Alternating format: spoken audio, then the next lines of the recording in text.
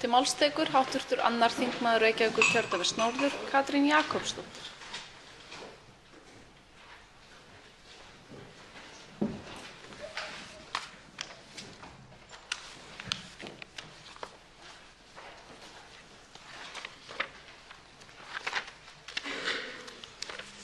Frú forseti. Alþingi á ekki að stjórnast af aflsmunum heldur vitsmunum, skrifaði Ólafur Páll Jónsson heimspekingur í grein 2009.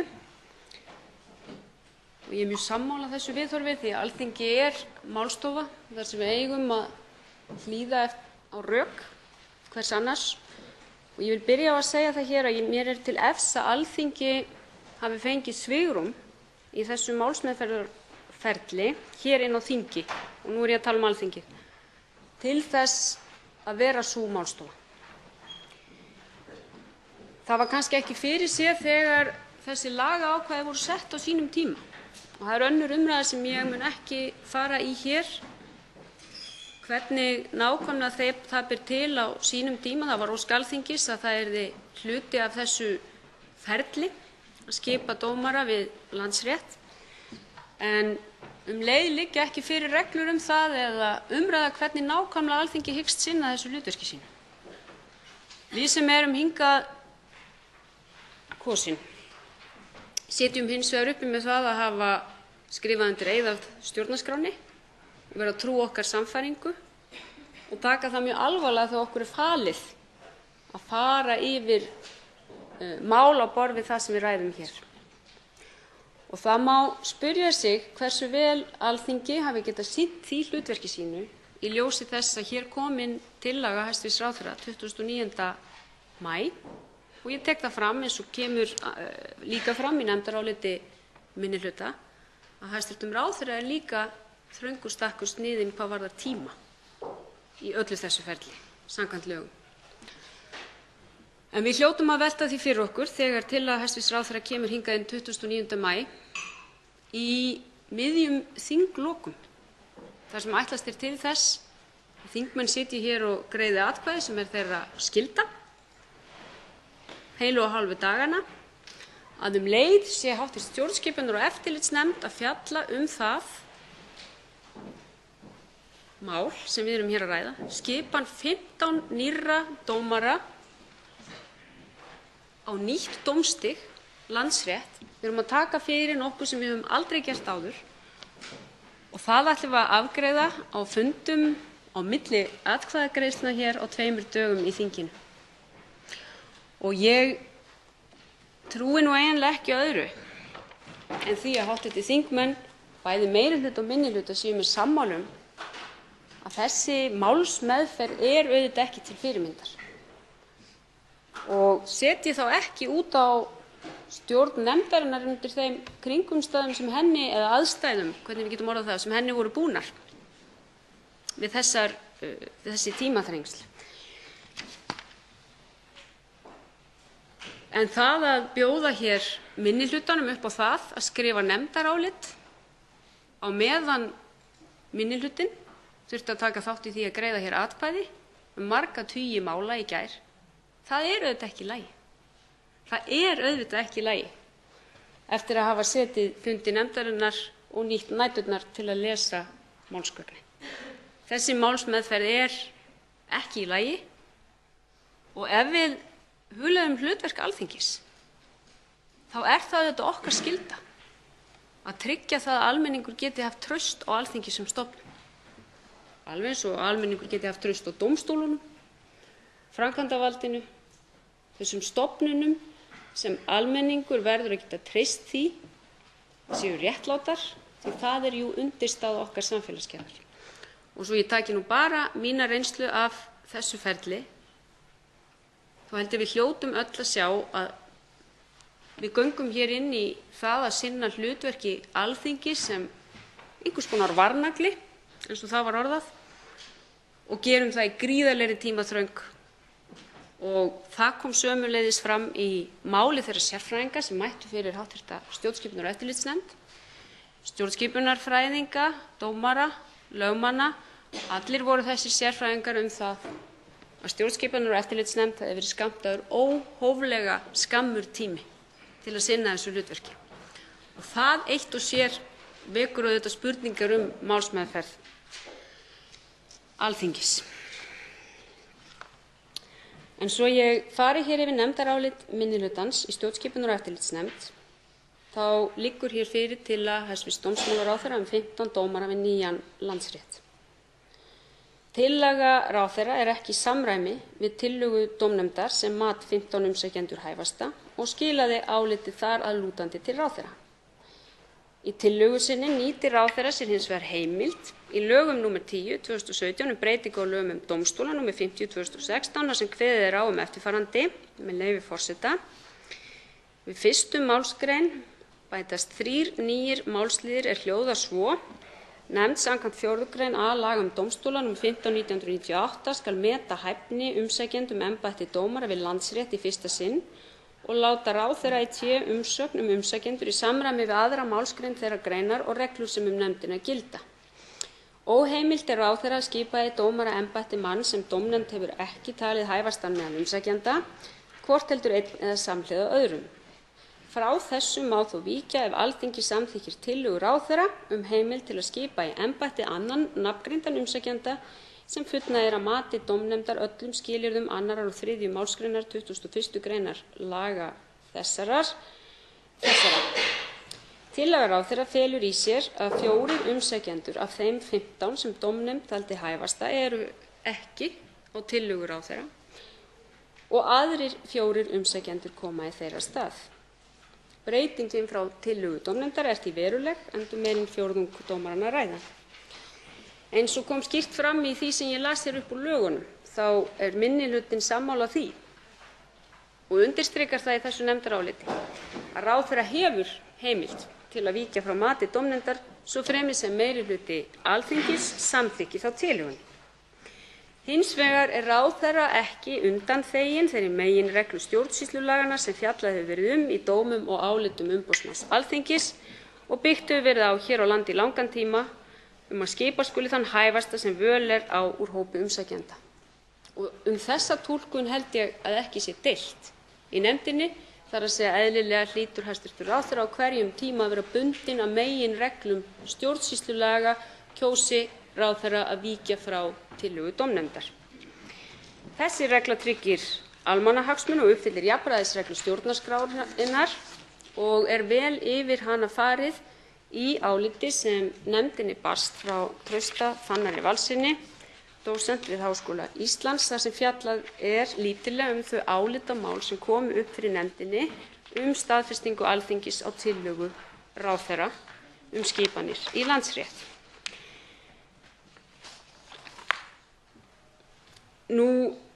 Talsvert hefur verið rætt dóm Hæstaréttar í máli nr. 412/2010 frá 14. apríl 2011, þar sem einmitt var tekist á það hvort þáverandi settur ráðherra hefði uppfyllt rannsóknarskyldu sína við skipan í embætti, skipan héraðsdómara í embætti.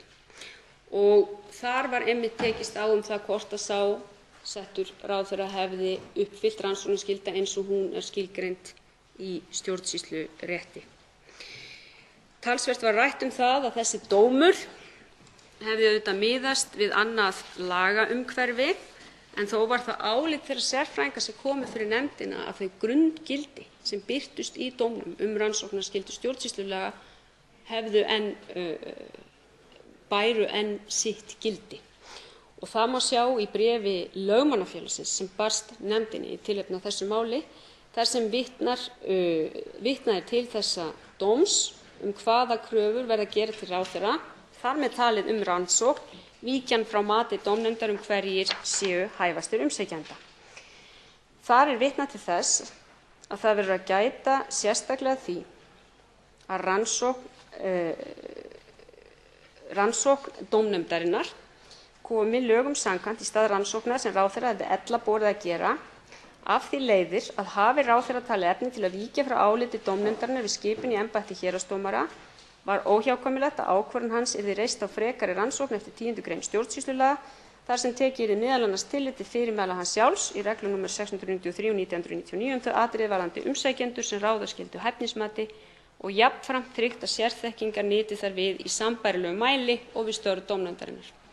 Og eins og ég sagði hér áðan þá hefur lagaumhverfi breyst en sérfræðingar sem komu fyrir nefndina ítrekuðu að þessi grunngildi ættu enn fullan rétt á sér, þar að segja uppfylla yrði rannsóknarskyldu og tryggja að hún væri framkvæmd með sambærilegri sérfræðiþekkingu og fyrirfindist í dómnefndinni sem skipuð hefur verið.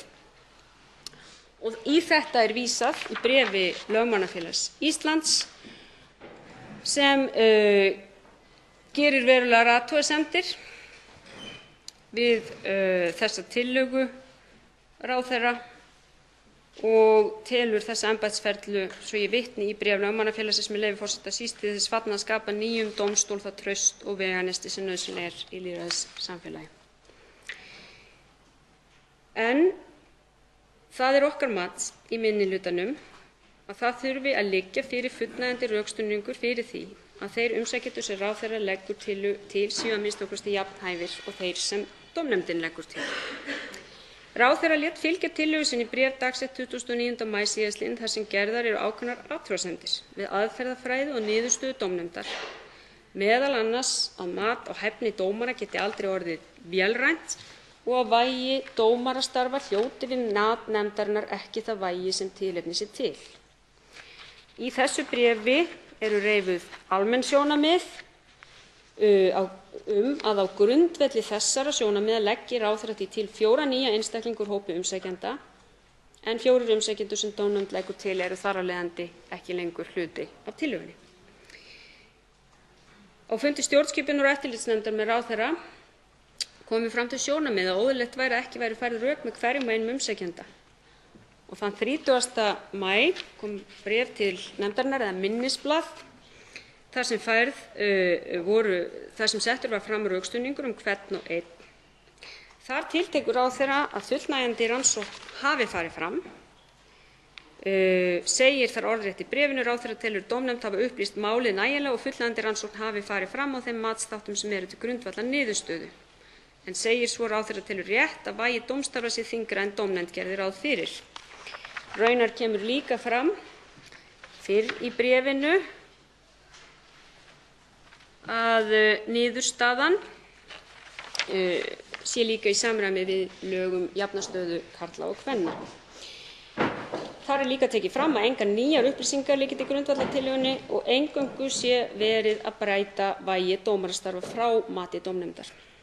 Rétt er að nefna að fyrri athugasemdir úr bréfinu 29. maí eru ekki við störf dómnefndar vélrænt mat, eru ekki nefndar, en vísa til þess, eins og ég sagði hér áðan, að þessi tillögu uppfylli kröfur laga um jafna stöðu og jafnan rétt kvenna og karla.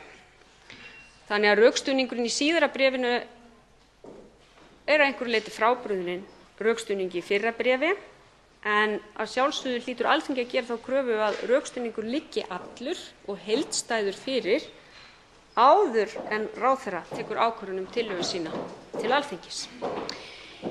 Ég vil nefna það sérstaklega því það hefur borið á því í umræðu að rætt hefur verið það að formenn stjórnmálaflokkanna á Alþingi hafi gert sérstaka kröfu það að litið yrði til kynjasjónarmiða og hv. þingmaður Birgir Ármannsson gerði ágætlega grein fyrir þeim sjónarmiðum sem komu hér fram við umræðu lögin landsrétt. Og það er alveg hárrétt sem kom fram í máli hv. þingmanns.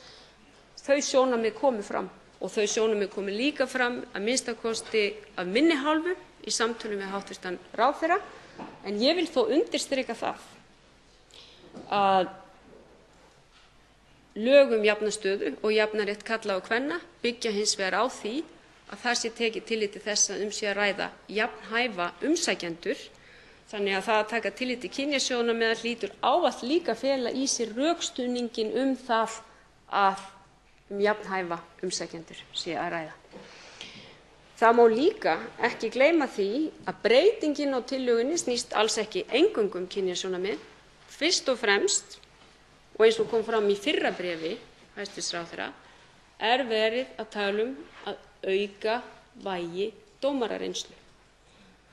En það var erfitt fyrir nefndarmenn að greina það úr þeim gögnum sem fyrir voru lögð í nefndinni hvernig nákvæmlega dómarareynslan spilaði inn í við þessar tilfæringar á einstökum umsækjendum. Það var mjög erfitt að greina það og á það er bent í bréfi sem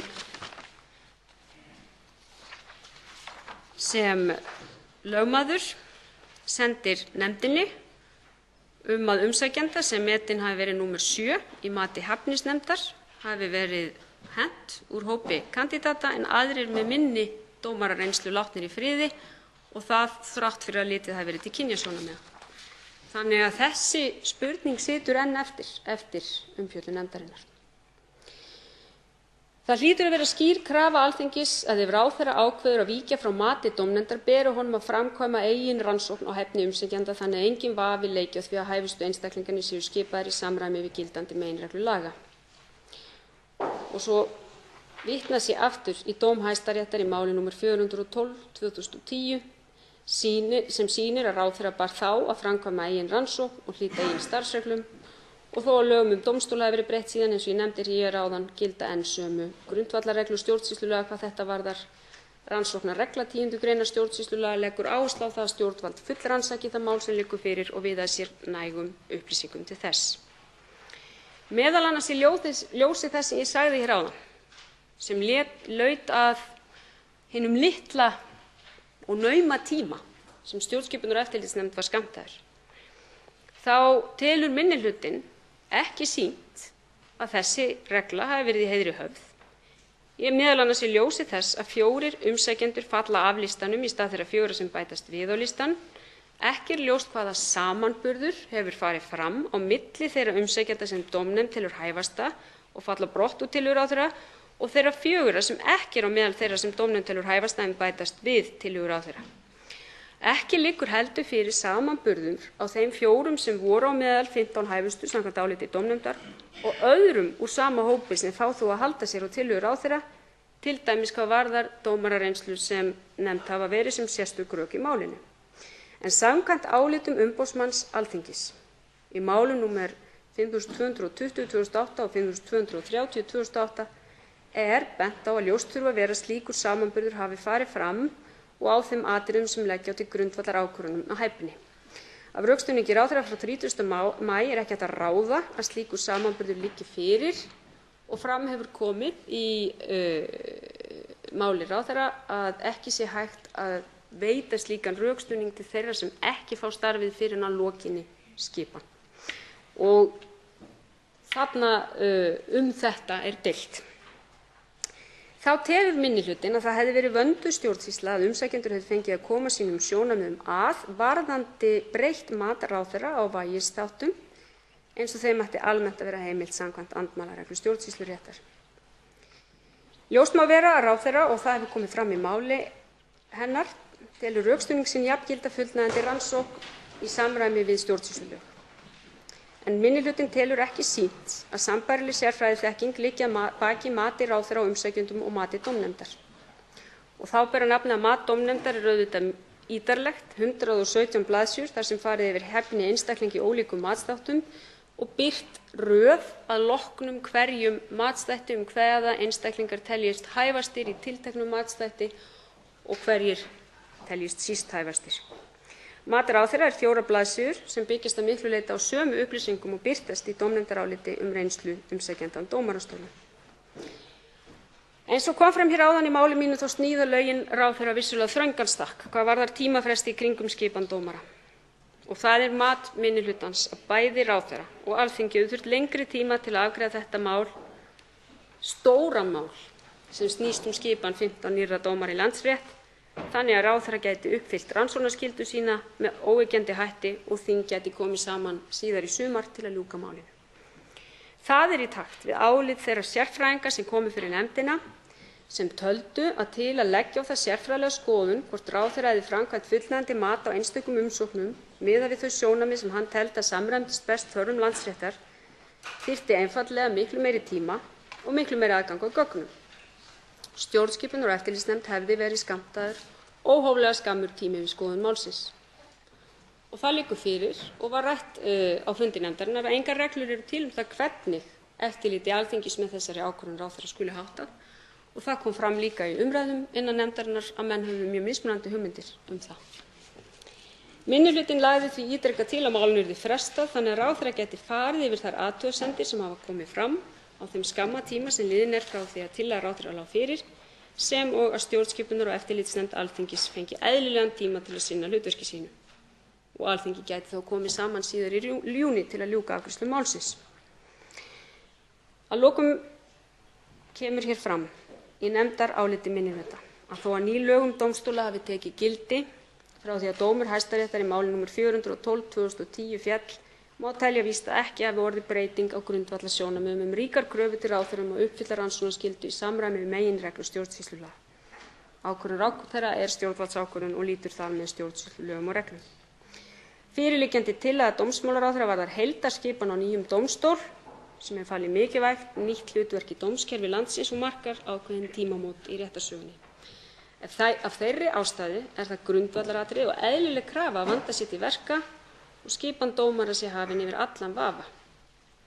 Ljóst má vera að öllu þessu að minnihlutinn telur umbúnað málsins ekki nægjanlega traustan og með vísan til framangreinds, þar að segja að ekki sé sýnt að ráðherra hafi sinnt rannsóknarskyldu sinni samkvæmt stjórnsýslulögum, að ráðherra hafi ekki virt andmælarétt samkvæmt stjórnsýslulögum, að ekki hafi reynst unnt að afla nægjanlegra sérfræðiálita í málinu af hálfu stjórnskipunar- og eftirlitsnefndar, að þinginu og nefndinni hafi verið gefinn óhóflega skammur tími til skoðunar málsins, að ekki var vilji til þess af hálfu meirihluta að fresta afgreiðslu málsins til að veita ráðherra tækifæri til að bæta úr annmörkum og tryggja vandaða málsmeðferð, að er að ræða grundvallarmál sem varðar skipun nýs dómstóls sem falið mikilvægt hlutverk í dómskerfi landsins og markar tímamót í réttarsögunni, að nauðsynlegt er að sátt ríki skipan dómara við Landsrétt og skipun þeirra sé hafin yfir allan vafa, leggur minnihlutinn til að málinu verði vísað frá. Undir þetta álit rita sú sem hér stendur, Birgitta Jónsdóttir, Jón Þór Ólafsson og Sigurður Ingi Jóhannsson. Logi Einarsson sat fundi nefndarinnar sem áheyrnarfulltrúi og er samþykkur áliti þessu.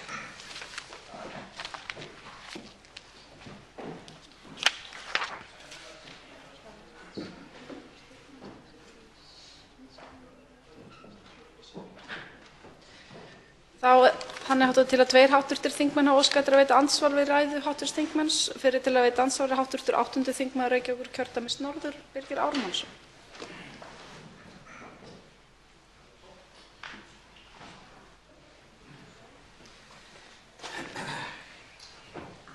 Hæstv. forseti, eitt atriði eða tvö sem ég vildi gera athugasemdir við eða ræða í ræðu hv. þingmanns Katrínar Jakobsdóttur. Í fyrsta lagi þá vil ég kannski taka það fram að sá tímarammi sem var til afgreiðslu málsins hér á þingi og til afgreiðslu málsins hér á þingi hefur legið fyrir nokkurn skeið. Það hefur alltaf legið fyrir að ráðherra hefði aldrei meira heldur en 2 vikur frá því að dómnefnd skilar af sér til þess að skila sinni tillögu til þingsins. Það er lögbundið í lögum frá 2010.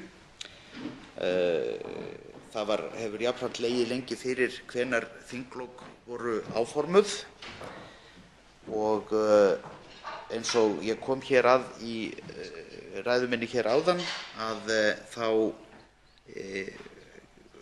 hefur allnokkurt skeið legið fyrir og verið á borðum þingflokksformanna og formanna stjórnmálaflokkanna áætlun það hvernig málsmeðferð yrði háttað í megindráttum. Og frá því hefur ekki verið vikið nema hvað að nefndarfundir í stjórnskipunar- og eftirlitsnefnd og gestakomur og annað þess háttar urðu fleiri heldur en kannski útlit var fyrir. Bara þannig að það liggi fyrir að það var ekkert nýtt sem menn stóðu frammi fyrir hér á mánudag hver tímaramminn væri eða hvernig af hálfu þingsins væri hugsunin að fást við þetta verkefni.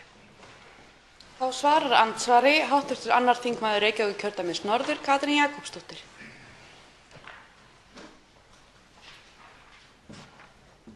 Frú forseti, ég þykist nú vita að hv. þingmaður hafi hlustað vel á ræðu mína og það kom mjög skýrt fram þar að ráðherra markaður mjög skammur tímafrestur samkvæmt lögunum og það tók ég fram skýrt í ræðu minni. Þannig að hv. þingmaður þarf ekkert að leiðrétta það sem ég sagði um það. Þegar hv. þingmaður nefnir hins vegar að við höfum verið bundin af áformuðum þinglokum, þá hv. þingmanni jafn kunnugt um það og mér að þinglok eru ekki heilagur tími og þar hljóta þingmenn auðvitað að forgangsraða þeim málefnum sem eru til umræðu fram yfir nákvæmar tímasetningar í starfsáætlun þingsins. Þó að fyrir hafi legið samkomulag um að ljúka málinu, ef allir nefndarmenn hefðu verið sammála um það að sá rökstuðningur sem lægi fyrir væri algjörlega fullnægjandi og skýrði með fullnægjandi hætti af hverju ráðherra hefði kosið að víkja frá tillögu dómnefndar, þannig að allir nefndarmenn hefðu verið sannfærðir um það, nefndarmenn úr ólíkum flokkum, að rannsóknarskyldu ráðherra hefði verið uppfyllt, þá hefði vafalaust verið hægt að ljúka málinu á þeim skamma tíma sem hv. þingmaður nefnir. En eins og hv. þingmanni er kunnugt eftir að hafa setið þá fundi sem ég sat líka inn í nefndinni, þá vöknuðu bara ýmsar spurningar eftir fyrst fyrra bréf ráðherra frá 29. maí sem að einhverju leyti var svarað í síðara bréfi ráðherra 30. maí, en þá vöknuðu líka spurningar ólíka röksemdafærslu milli þessara tveggja bréfa. Og við sem störfum hér á Alþingi hljótum að forgangsraða því að vinna málin með viðunandi hætti fremur en að standa undir áætlun um starfslok þingsins. Þannig að ég get ekki tekið undir þau sjónarmið að áætlun um starfslok þingsins yfirskipi það að þingmenn vandi málsmeðferð. Þá veitir andsvar síðara sinni hv. 8. þingmaður Reykjavíkurkjördæmis norður, Birgir Ármannsson. Hæstv. forseti, það er alveg rétt. Starfsáætlun er bara áætlun. Það sem ég var að benda á er það að það átti engum að koma óvart að þetta mál yrði unnið hér á síðustu dögum þingsins á sama tíma og öll önnur mál væru til afgreiðslu. Það lá alltaf fyrir af því að það lá fyrir að allavega nokkurra daga skeið, kannski einhverja vikna, þó að það væri ekki hægt að segja til það nákvæmlega hvaða dagafjöldi væri þar undir, að þetta myndi koma hér inn í lok þingsins á sömu dögum og fjöldi annarra mála yrði til afgreiðslu. Þannig að ég er að segja, fyrirfram var það bara þannig að menn vissu að því og gengu að því með opnum augum og raunar án þess að athugasemdir kæmu fram fyrirfram að þetta yrði þröngur tímarammi í þessu sambandi. Ég velti fyrir mér hins vegar hvort að það má skilja orð hv. þingmanns þannig að ef tillaga dómnefndarinnar hefði komið hér óbreytt inn frá ráðherra, málið hefði með einhverjum hætti runnið í gegnum þingið með greiðari hætti og meiri samstöðu. Þá svarar andsvari síðara sinni hv. 2. þingmaður Reykjavíkurkjördæmis norður, Katrín Jakobsdóttir. Virðulegi forseti, nei, það má ekki skilja orð hv. þingmanns þannig og eiginlega furðulegt að hv. þingmaður leggi þann skilningu í þau. Það sem kom algjörlega skýrt fram í máli mínu hér var að við gerum að sjálfsögðu kröfu til þess að rökstuðningur ráðherra sé fullnægjandi, sama hver tillagan hefði verið. Og það er auðvitað þannig, eins og kom klárlega fram hér í máli mínu, að minnihlutinn er algjörlega sammála því að ráðherra hefur heimild til að víkja frá mati dómnefndar svo fremur sem rökstuðningur sé fullnægjandi. Og það er ástæðan sem ég fór ítarlega yfir hér í minni ræðu. En að því að hv. þingmaður vitnar til þess að þetta hafi ekki þurft að koma á óvart að við værum hér í þinglokum. Nei, það kom ekkert á óvart. Það var einmitt þess vegna sem við í minnihlutanum lögðum ítrekað til að þessu máli yrði frestað, þing kæmi saman aftur síðar í þessu mánuði til þess að ljúka við afgreiðslu málsins þannig að þessar aðstæður myndi ekki skapast. Og þeirri tillögu var, ég vil nú ekki segja illa tekið, en henni var ekki tekið af hálfu meirihluta nefndarinnar og það útskýrir þá furðulegu aðstæður sem sköpuðust hér í gær þar sem verið að vinna nefndarálit sem að sjálfsögðu hefði við ídeal aðstæður, svo ég segi það, þurft meiri yfirlegu og meiri undirbúning, en það er sá stakkur sem meirihlutinn ákvað að sníða minnihlutanum í þessu máli í ljósi þess að ekki var fallist á málefnalega tillögu minnihlutans að fresta málinu. Þá veitir andsvar hv. 7. þingmaður Norðvesturkjördæmis, Teitur Björn Einarsson. Frú forseti. Það eitt atriði hér sem ég vil spyrja hv. þingmann út í sem fram kom í hans máli og líka að finna í nefndaráliti minnihlutans. En það sú fullyrðing sem þarna kemur fram í lok álitsins að því haldið fram að ekki sé sýnt að ráðherra hafi sinnt rannsóknarskyldu sinni samkvæmt stjórnsýslulögum. Það sé ekki sýnt að ráðherra hafi sinnt rannsóknarskyldu sinni samkvæmt stjórnsýslulögum. Þá langar mig að spyrja hv. ráðherra, hvernig rökstyður hv. þingmaður þessa fullyrðingu? Að hvaða leyti hefur rannsóknarskyldunni ekki verið sinnt? Hvað það sem vantar upp á? Nú liggur það fyrir að hæstv. ráðherra hefur farið hér yfir gögn málsins, farið yfir umsóknir, umsögn dómnefndar, andmæli umsækjenda og vinnugögn nefndarinnar. Og vinnugögn nefndarinnar sem hún kallaði sérstaklega eftir. Að hvaða leyti vantar upp á rannsóknarskyldu ráðherrans? Hvernig þessi fullyrðing rökstudd? Því það kemur líka fram að hæstv. ráðherra gerir ekki athugasemd við það að dómnefndin hafi ekki uppfyllt sína rannsóknarskyldu. Að dómnefndin hafi ekki uppfyllt sína rannsóknarskyldu. Það ekki það sem liggur hér til grundvallar. Þannig að þegar sagt að hæstv. ráðherra hafi ekki uppfyllt rannsóknarskyldu sinni, þá má skilja hv. þingmann þannig að því sé haldið fram að dómnefndin hafi ekki sinnt rannsóknarskyldu sinni. Og útskýring á þessu, frú forseti. Þá svarar andsvari hv. 2. þingmaður Reykjavíkurkjördæmis norður, Katrín Jakobsdóttir.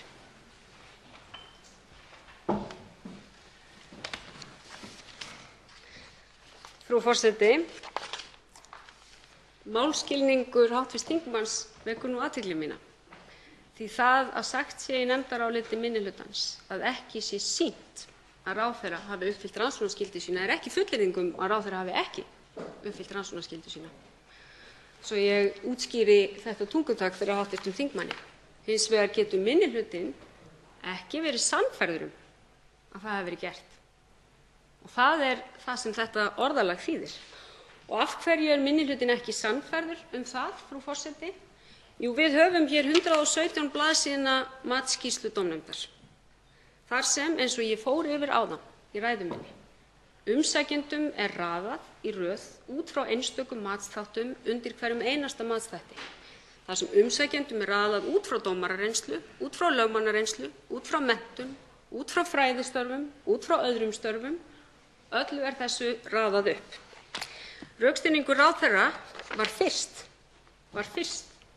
frú forseti, á almennum nótum, þar sem reifuð voru almenn sjónarmið að dómarareynsla yrði látin vega þyngra í mati ráðherra og þess vegna yrðu tilteknir 4 einstaklingar hluti af tillögu ráðherra og þar af leiðandi ekki tilteknir aðrir 4.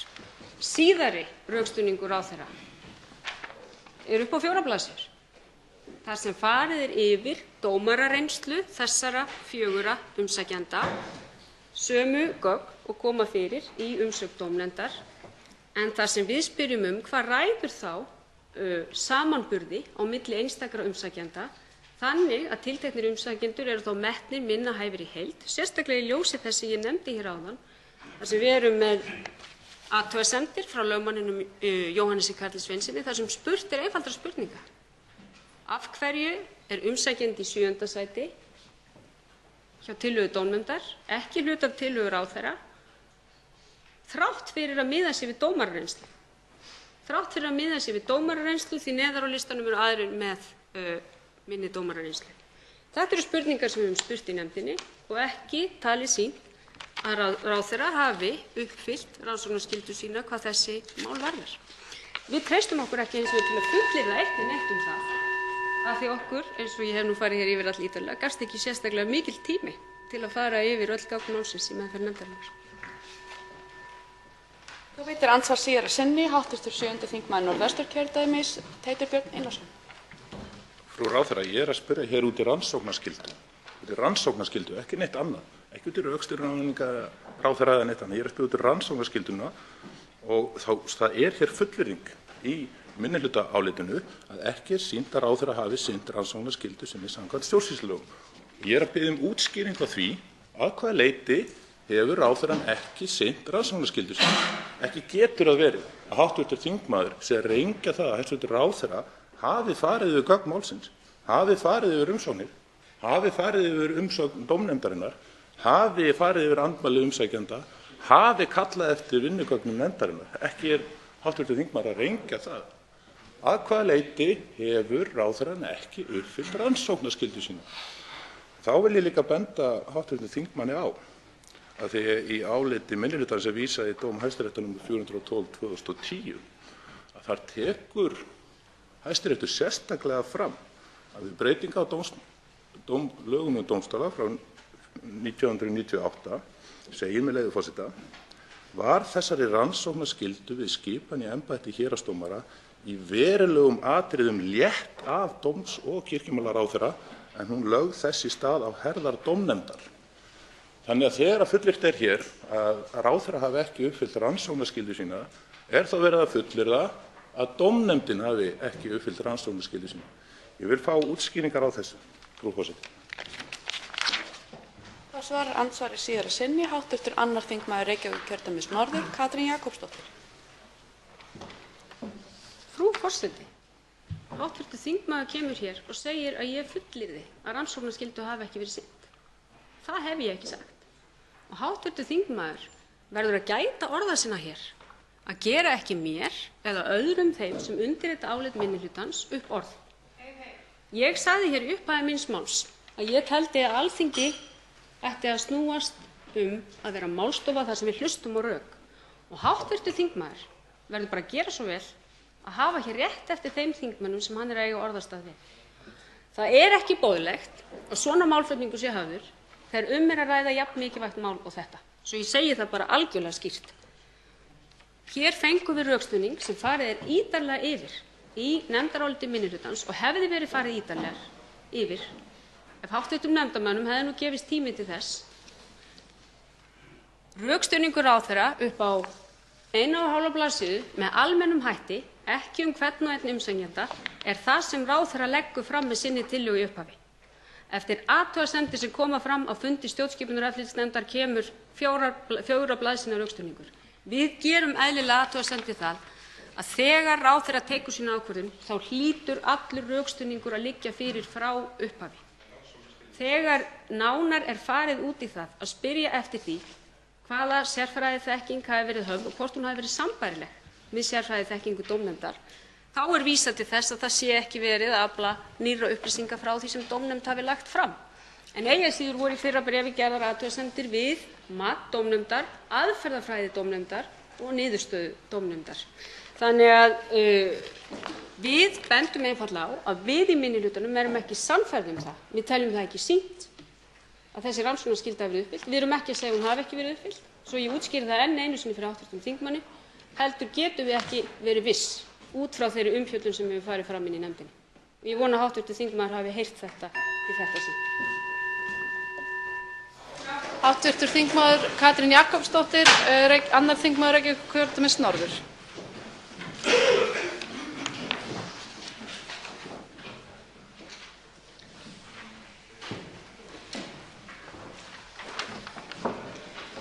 Frú forseti, hér er mjög stórt mál að ræða þar sem ætlunin er að skipa 15 nýja dómara við nýtt dómstig, nýjan landsrétt, sem marka tímamót í réttarsögunni sem samstaða var hér á þingi. Það er lykilatriði að allur málatilbúnaður með þessa skipan sé hafinn yfir vafa og minnihlutinn á Alþingi hefur gert athugasemdir við rökstuðning ráðherra og telur ekki sýnt út frá rökstuðningnum að rannsóknarskylda hafi verið uppfyllt. Þeir sérfræðingar sem beðnir voru álit á því atriði töldu að þeir hefðu ekki nægjanlegan tíma til að leggja raunverulegt mat á þessi atriði. Þess vegna lögðum við í minnihlutanum til að málinu yrði frestað þannig að ráðherra og þing fengju meiri tíma til að tryggja viðunandi umbúnað málsins. Þess vegna leggjum við til hér á eftir að málinu verði vísað aftur til ríkisstjórnar í sama tilgangi. Verði frávísunartillaga minnihlutans felld munum við Vinstri græn leggjast gegn málinu því hér er heildartillögu að ræða. Afstaða okkar felur ekki í sér afstöðu til þeirra einstaklinga sem ræður heldur málatilbúnaðarins í heild sinni. Katrín Jakobsdóttir. Þingmaðurinn gerir grein fyrir atkvæði sínu.